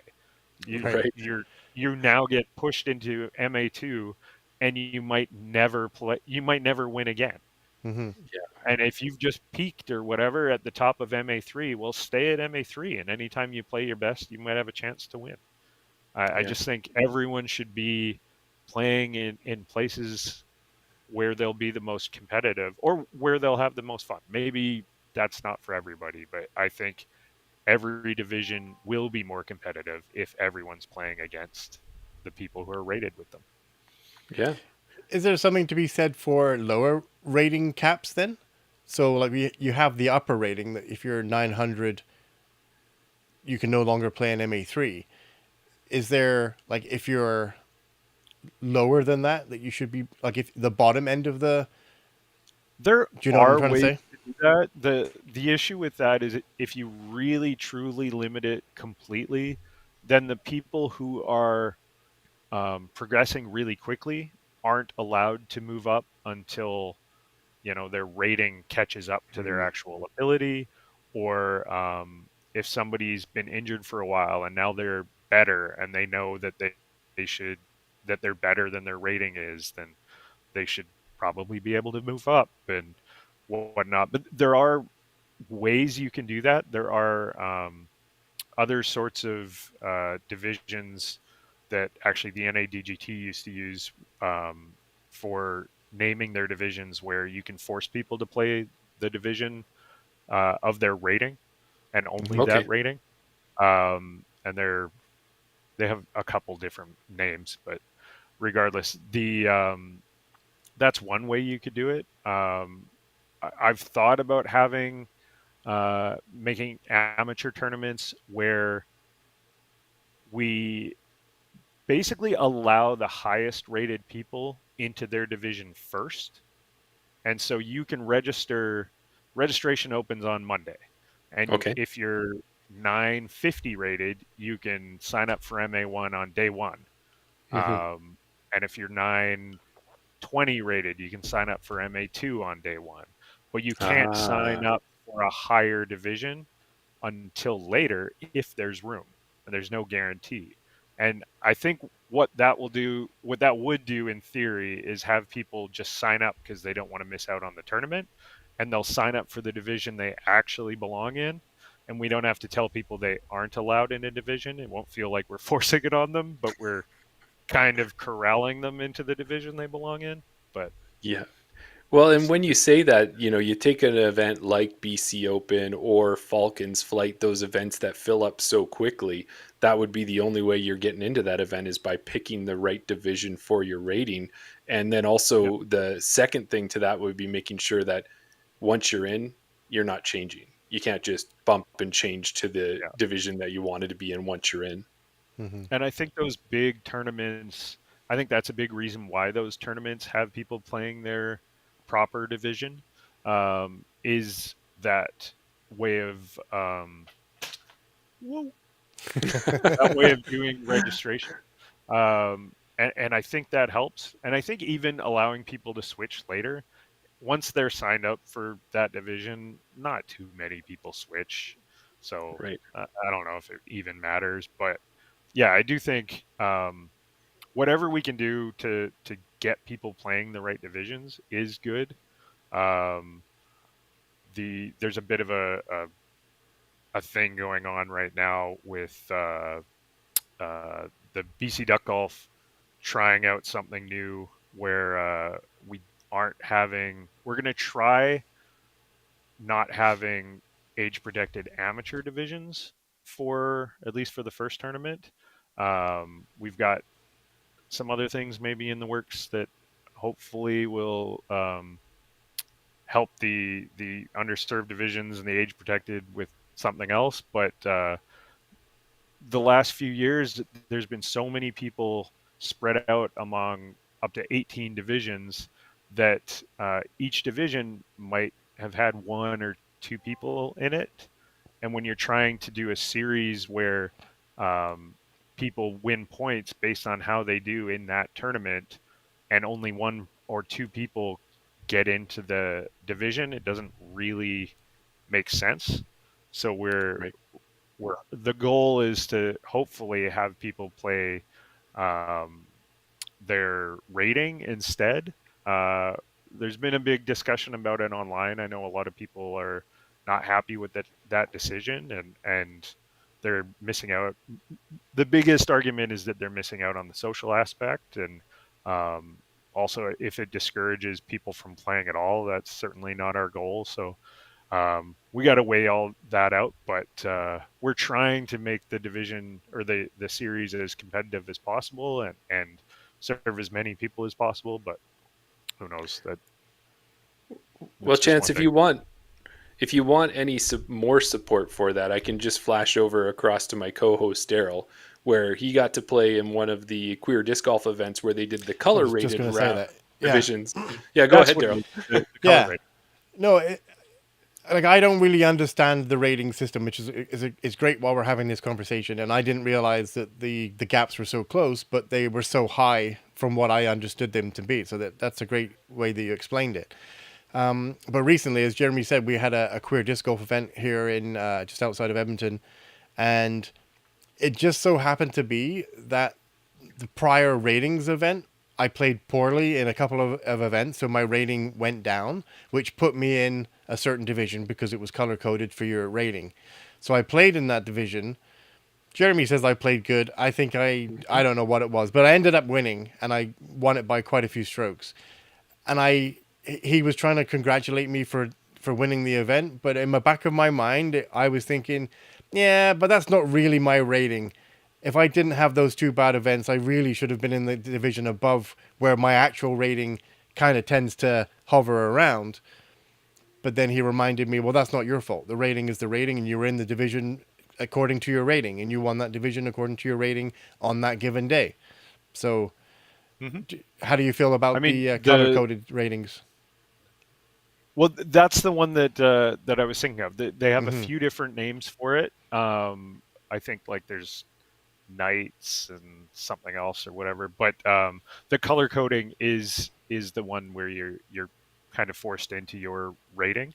Yeah. And I like the idea of that, at least doing an event every so often, at the very least, because that gets people a taste of playing their actual rating. And like you're saying that you didn't feel like your rating was accurate at the time, and that can happen, especially if you don't play a lot of rated rounds. Sometimes it doesn't reflect as well as if you have a ton of ratings, Right. because it's taking an average and scaling it a little bit towards your most recent rounds. Yeah. But yeah, it should be pretty darn accurate. Like, I don't know how many points your rating dropped before that, but you could have been right Yeah. on that line, I'm guessing, and then you And dropped a few and it just put you under. But I don't think that means you were necessarily in the wrong division. I Thanks, think that's Chad. the case. Chance. It's because with the amount of tournaments that I've played in, and I think Jeremy's tried to explain this, and we're at the point now where your top 10 ratings count, and you start dropping older ratings. Is that how the rating system works as you progress? Yeah. Once you get past 10 tournaments or 10 tournament rounds? I believe it's everything from the last 12 months. Oh, okay. They rate your most rated rounds more heavily, but it's all your rated rounds for the last 12 months, assuming you have enough of them, should be contributing to your rating. Right. Yeah. Well, you know what, Chance, with all of this, I think you've given us a lot to think about. And for anybody out there who's been feeling bad and feeling forced or bullied to play up into another division, remember that there is a number. If you're below that number with your rating, you are more than welcome to play in there, and everybody else can just try to beat you, because they usually in those cases it's because they want you to move up so they have a better chance, but that doesn't mean that you have to move up. So don't feel forced into it. If you're in a division where you don't have to play your best to win, it's probably because all your competitors left. Right. Not because Right. it doesn't mean you're in the wrong division. It might mean that everyone else is in the wrong division. Right. Yeah, that's a good way of looking at it. For sure. Well, that was awesome. Thanks, Chance. And we want to No move on to the next subject I've got, and that is your sponsors. So tell us a little bit about your sponsors. We know that you're with MVP Disc Sports. That's correct. Yeah, I've been with Yeah. MVP. This is my third season with them. Okay. So 3 years. And how's it been? How are they as a sponsor for you? They're fantastic. The whole team is really supportive of each other. They really prioritize a certain type of people, I guess. There's a lot of nerds, a lot of really friendly people. They seem to prioritize that a lot. There's a lot of really good disc golfers too, but it does seem like the type of person you are is really a big factor in getting sponsored with them.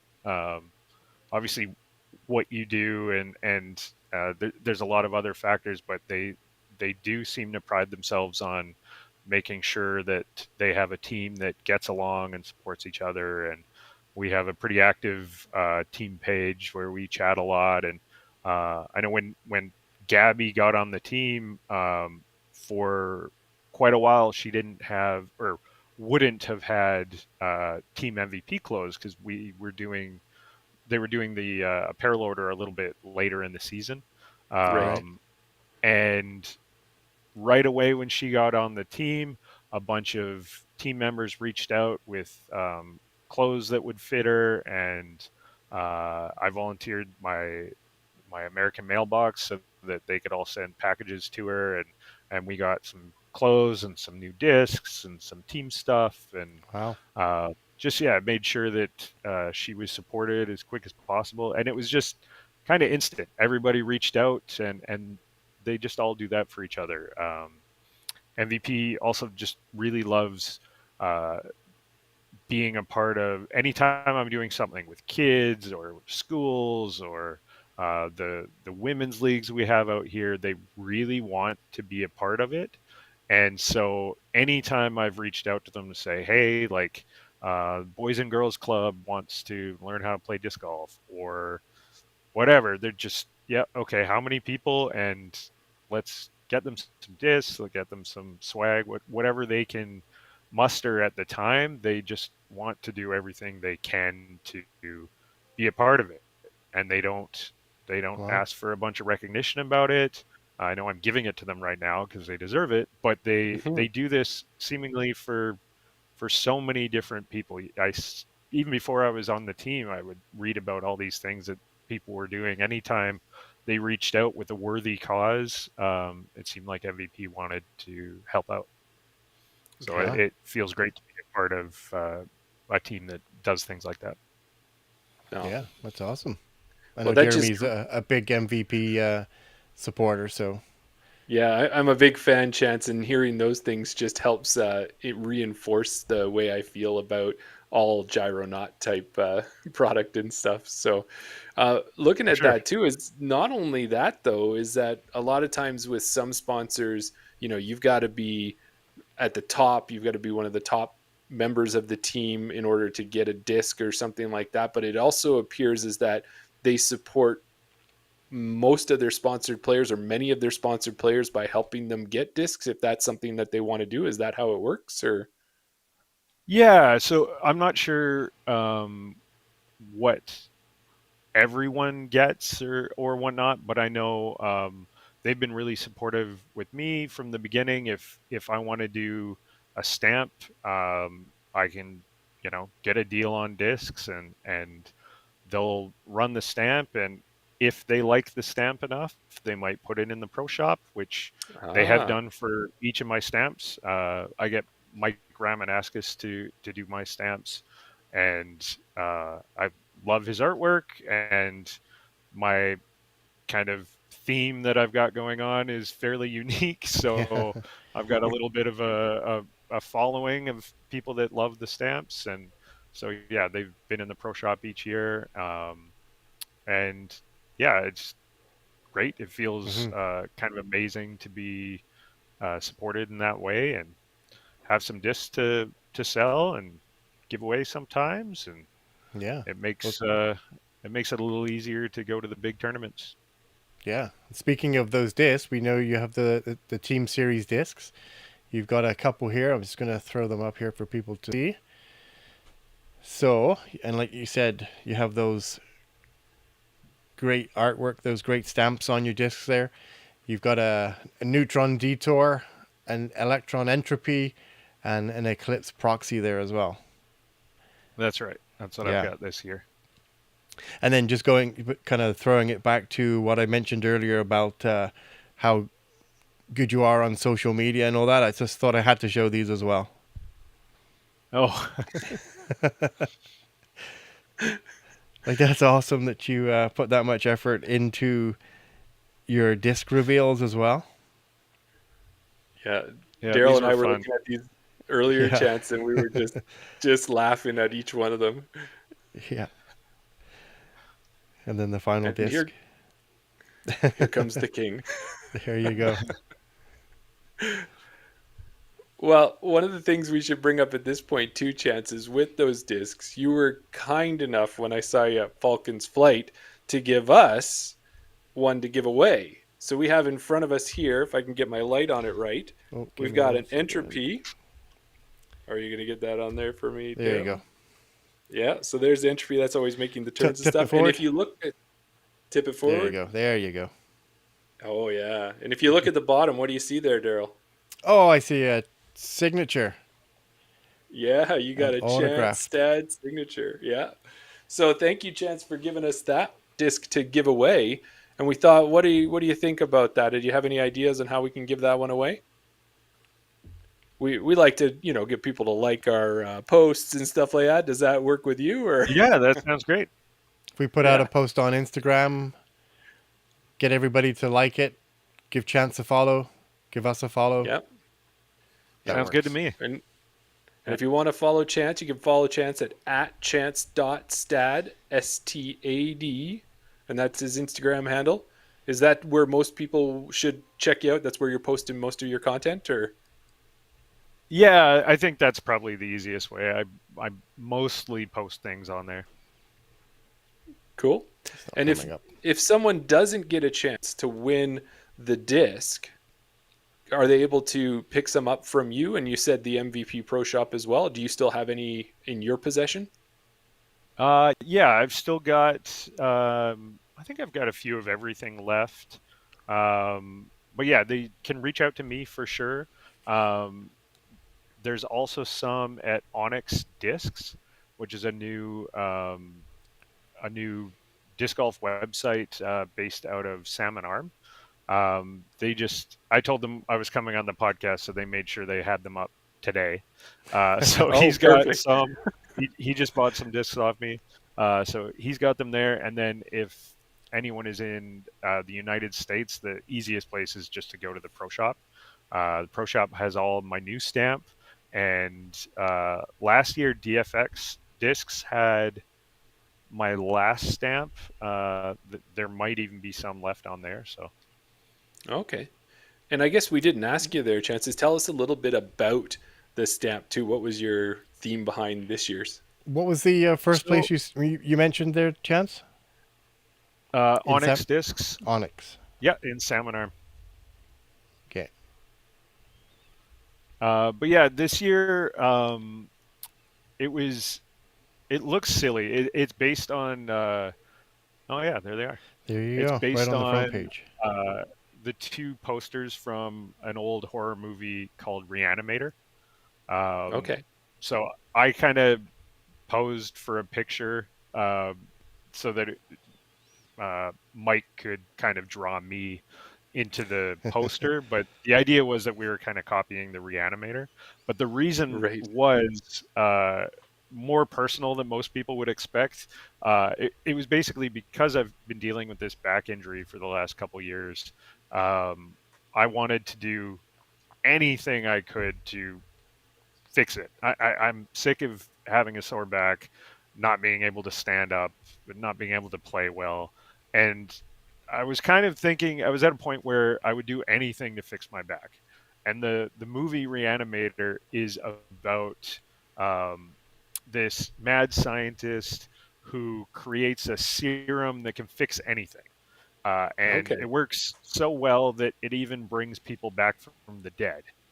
And he ends up kind of creating zombies, and it's this campy comedy horror movie. But the idea behind the stamp was that it was actually about me wanting to do whatever it took to fix my back.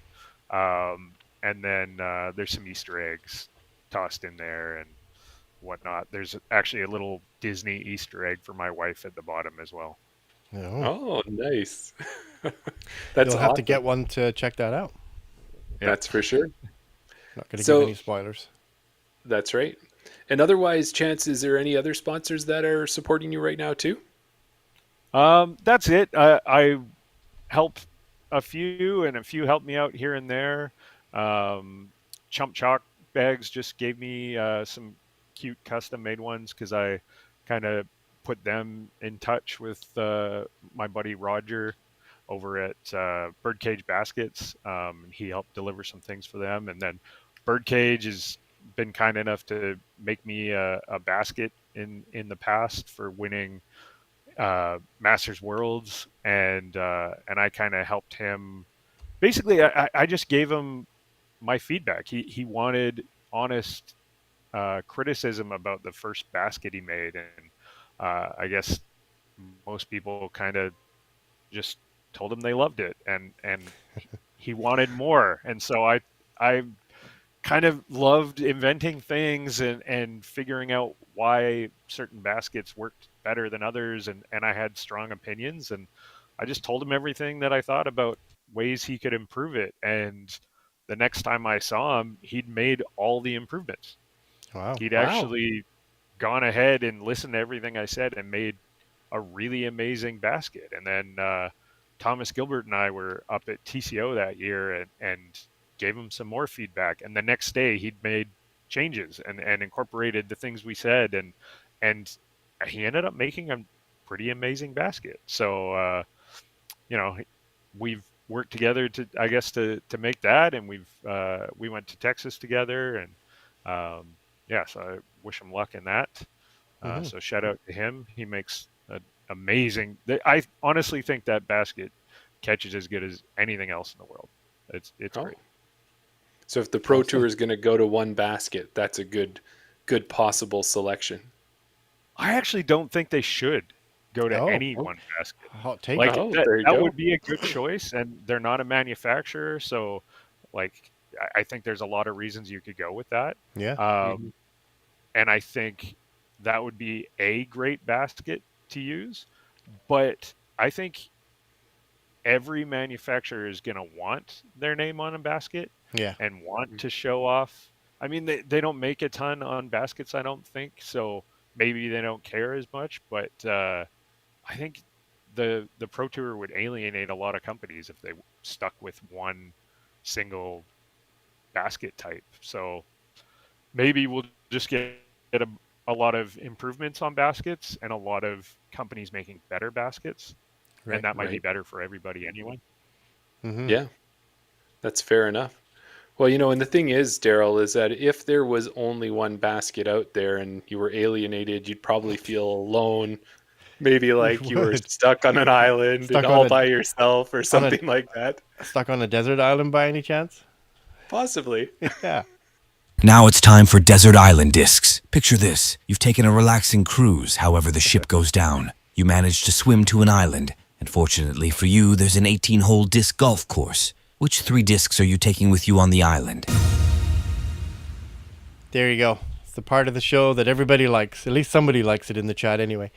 Desert island discs. If you're stuck on an island, you swim to the shore. You've only got 3 discs. We've had lots of different interpretations of this island.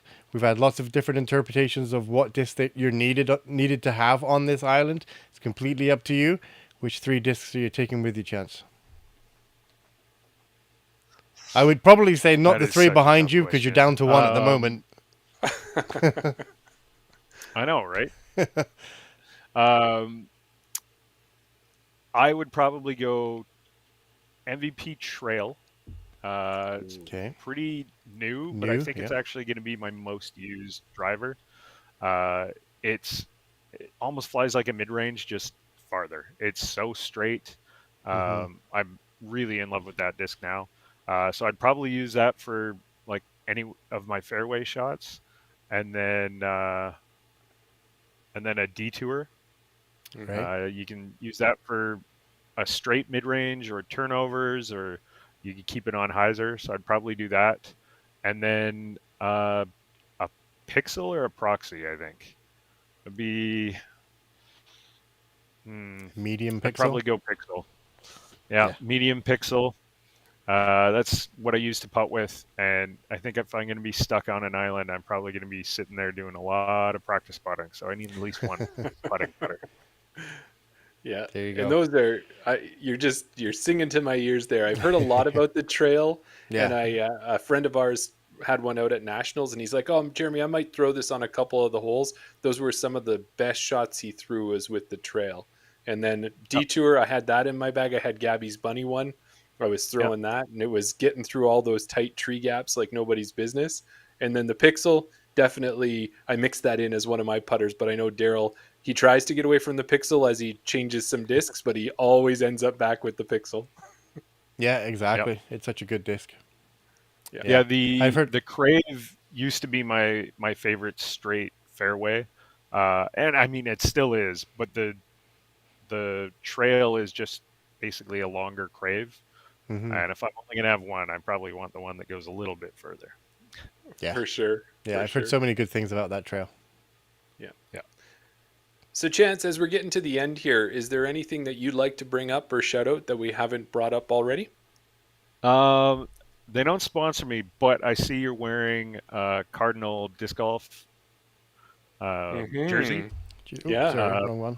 Miguel's specifically. So shout out to Miguel and shout out to Lane and Cardinal Disc Golf. I love what they're doing. They've got some really cool designs, so might as well.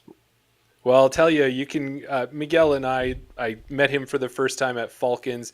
He ran right up. He gave me a big hug. He gave Daryl a big hug. Every time I see him, he's so friendly that way. When we were at Nationals, he put his arm around me. He's like, "Jeremy, what size are you?" I'm like, "An extra large at least." Miguel, he's like, "Okay, I got one for you. I'll be right back." Nice. So it was. He's a pretty good salesman as well at the same time. So Yeah, and a him beautiful and I, jersey. they are. Yeah, him and I, Miguel and I have been good competitors for a long time. We played a lot of good battles together, but he's always so positive and supportive of me, and we've just kind of tried to push each other, and yeah, he's fantastic. I love to see that his hard work's paying off, and he's got Discmania behind him and Cardinal, and yeah, great companies, and he's a great guy. Well, there So you go. Well, positive. when Cardinals looking to make their next jersey, they know what door to knock on, right? I hope so. I would actually love to work with them. I honestly thought we weren't allowed that at MVP because they're really protective with their logo, and they don't really put other things on normally. And then was it Joey got sponsored by them? Like, oh man, I should have reached out to Lane a long time ago just in case. So maybe next year I would love to have something. Oh, there you go. Well, that's awesome. Well, Chance, thank you so much for joining us. It was awesome to talk to you. We could talk about ratings, tournament directing. It was like we could go on forever, couldn't we, Daryl? Yeah, I want, because I know Jeremy's big thing is that we're both in MA40 right now. I've got 2 more years until I switch to. Jeremy wants us to go to MP50. Towards the end of this year, I was thinking, well, you know what? Maybe I've got nothing to lose. I've got enough discs. Maybe I'll just go to MP40 next year just to try it out. So I wanted to talk to you a little bit about that, but yeah. We can We'll chat get to about that with the next we can chat about that. conversation. Yeah, some other time. Sounds good. So I saw you Awesome. raising a glass. So cheers. Yeah. Thanks for Cheers. joining us. Cheers. Oh, Thank you. Oh, Yeah. there you go. Back across. There you go. Cheers. We look forward to catching up with you, if not this year, next year. And if we happen to be out in BC over the winter, I'll definitely look up one of the duck golf tournaments. Oh, definitely. If either of you come out, give me a shout, and we'll go for a round somewhere. Awesome. And, Sounds good. And a cider or a beer or something. Yes, There you for go. sure. Absolutely. Sounds good. Awesome. All right. Okay. Thanks, See you Chance. guys. Chance. Thanks, Chance.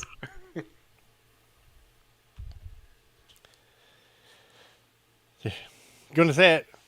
I was waiting for you this time. I always get so excited, and I'm just trying to take a deep breath, kind of get through that, and just, man, that was another great interview. Chance is, I talked to him at Falcons Flight, as I was saying, had a bit of a conversation, and I just knew right away. I was like, we got to get this guy on the podcast. He's got so many good thoughts and ideas, and we just kind of tapped into them, like his thoughts on ratings and where you should be playing in what division. It just makes sense. Kevin King is in the comments here, and he organizes the NADGT events, Right. and he's saying that Chance is right on with it. So you've got a lot of people who are encouraging others to start looking at what division you're playing in and maybe adjust closer to your rating, because that's the way that's going to make all of the divisions stronger.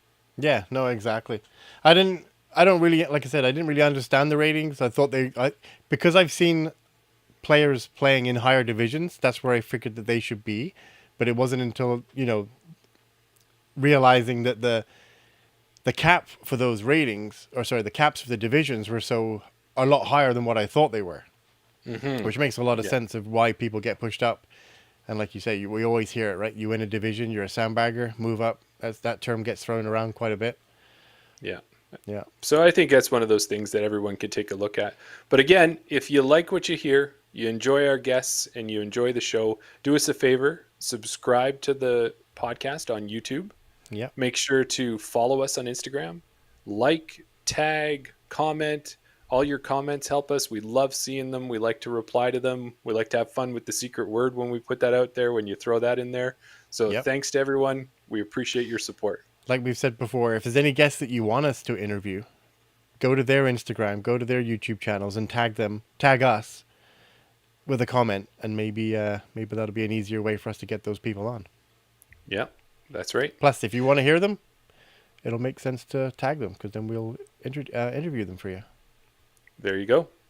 Now, last week, when I wasn't on the show there, you had given away, or we had given away, the 250 subscriber prize pack. Yeah. And we gave it to Andre Lauder of Parked Pro. We did.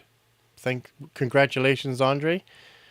We reached out to Andre, and Andre was very grateful. He said, "Thank you. I've never won anything. I don't normally win things. But actually, I'm trying to declutter and get rid of a few disc golf things." So in his graciousness, he replied back to us and said, "You know what, guys? Here's one I'm going to give back to you." He's going to give us back the 250 giveaway swag bag, and let us put it out there again. So the 250 giveaway is up for grabs. Take two. Are you ready, everybody? Should I roll it? I'm going to roll. We already did the draw. I think someone's going to be happy.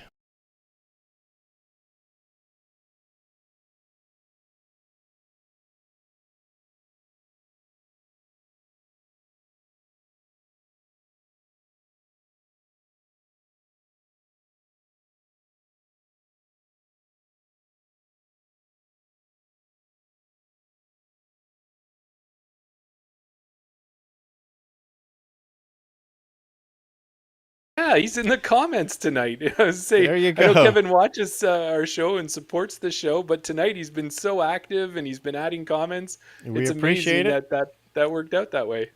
Yeah, we appreciate it, Kevin. That wasn't scripted. It was already predetermined. Hopefully you're still in the chat, Kevin. Yeah. We appreciate your support of the show. So Jeremy will be sending that swag bag over to you. And if you don't know tell everybody what's involved in the swag bag, Jeremy. Oh, there's so many things. We got a practice bag in there. There's 2 discs. There's 2 hats. There's stickers. There's a beer cozy. Am I missing anything? I think I'm probably most missing of it. A lot. Yeah, there's 2 hats, the practice bag, the minis, the koozie, some BR disc golf stickers, a Cold Garden Cup stamped KC Rock. There's also the Gabby Lee stamped Detour, signed Detour. A set of birdie beads, courtesy of Mike Carey from Edmonton. There you go. Congratulations, Kevin. I don't see him responding, so I think he might have already left. But we'll get in touch with him. But that was the funniest thing, hey, Daryl, is that we knew who was going to win because that draw was done earlier. Yeah. And then we saw Kevin in the comments, and it was all I could do to not give it away too early. Yeah, exactly. Yeah. So congratulations, Kevin. We will be doing more draws. Of course, we've got the disc that we're going to give away from Chance. Yep. So when are we going to give that away, Jeremy? For that post. We'll be giving it away this week. We'll put a post out there. We'll give everybody till next week's episode to like, to tag, to subscribe, and to follow. And we'll put all those instructions in there. We'll try to make it as easy as possible. And then hopefully what we'll do, maybe we'll cut it off so that we can actually give it away during the next episode. Okay. Well, that'll be all in the post. what do we got for a secret word now? As always, probably the biggest contributor during the chat, Sonia came up with a secret word. I'm just going to put it up here. It's got to be duck run, hasn't it? Yeah, duck run works for duck golf. Yeah, I like it. There you go. We're going to So go with take duck run. put it in a comment. We'll reply back. Make it fun, make it funny, or just make it however you want to make it. And Daryl and I will do our best to make you laugh with our response. There you go. Okay. That's it. Great episode. Thanks for everybody for watching. If you've watched this long, we appreciate it. Next episode, episode 47, 3 more or another one closer to 50, Jeremy. Yeah, and episode 47 will be our recap episode of the Discmania Open. And Yeah. we've already got possibly 2 tournament directors lined up for it. And we'll look to have the MPO and FPO winners if they'll come on as well. Awesome. So, Daryl, what do you think we should do right now? Should we just do it straight up? No, Just it like never we end happens. I think what you should do is you should take that detour, not the bunny Okay. detour, No, but the Chance Stad. this is the entropy. Oh, the entropy. Oh, well, that makes it all different. Because that's why I Yeah. picked the wrong disc on the wrong hole. Because if I was to throw that disc, I would have thought it would have been a detour. But it wouldn't. It would have been an entropy. But it would still Right. be a great flying disc, and it would still go towards the basket. But it would just, as it has happened so many times for me recently, it would catch left-hand side chains. Yes, I've seen And you that know- happen. And you know what it would do? Oh, I know exactly what it'd do. It There's would one thing it always, would on do. those left side chains, there's only Yeah. one thing those discs do. And, And that's chain Chain out! Thanks, everybody.